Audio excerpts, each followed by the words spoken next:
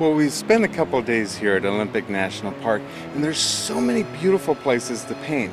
You've got the high alpine mountains, and you've got these wonderful beaches. I knew once I stepped foot on this beach that this was the place I was going to paint. This place is absolutely beautiful. It just says Pacific Northwest Coast, with these beautiful rocks and these formations and these wonderful trees coming down to the beach. So, without further ado, let's go ahead and get started. I'm just going to very quickly sketch them in. These wonderful trees. Now, I do like all of these rocks over on the left-hand side. And I want to show you, by adding just more turpentine and using the same color, I can actually create a little bit of value for my background mountain. Okay, now with the base of my hillside done, I'm going to sketch in my lagoon. And what I want to pay attention to are the reflections in the lagoon. There's an area of the lagoon that's a little darker, and there's an area of the lagoon that's a little lighter. These are all my dark reflections in my lagoon in the foreground. And now I'm going to add a lot more turpentine to my color, and I'm going to go up and down in my light area.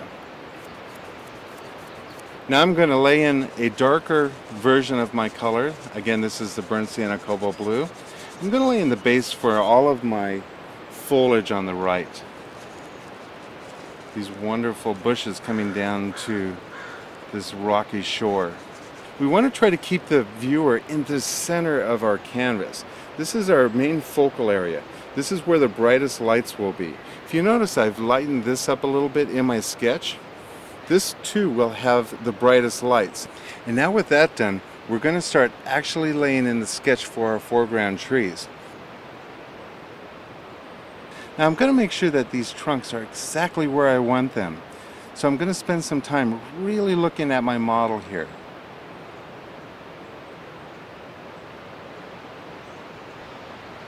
Okay, now with our trunks in, we are ready to start putting in the foliage. And I'm going to switch to a fan brush.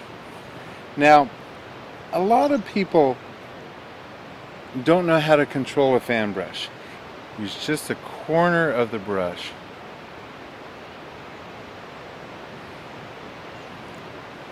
Remember, you want to make sure you follow the shape of the tree, creating a little bit of highlight color with a little more yellow and blue. And now we're ready to start working on our foreground trees.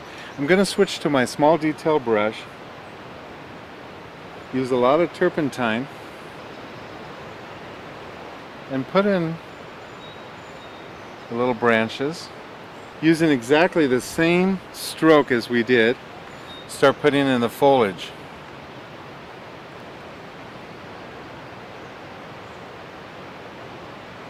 At this point, spend a little bit of time getting in all the little details. And now with our foreground trees done, we're ready to sign the painting and conclude this magnificent day that we had at Olympic National Park.